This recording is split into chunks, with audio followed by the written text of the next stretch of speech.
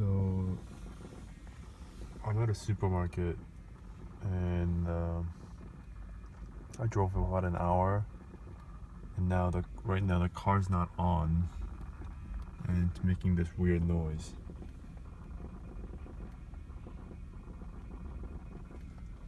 It's been making this noise for a while now. It usually comes on when the car's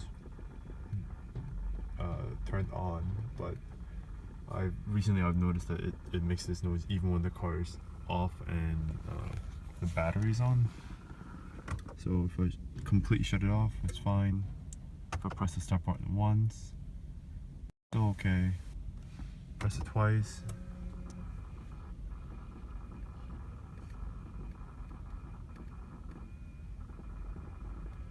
And it continues to make this noise. But now I'm also noticing this clicking noise. So if anybody knows what it is, please let me know. Thanks guys.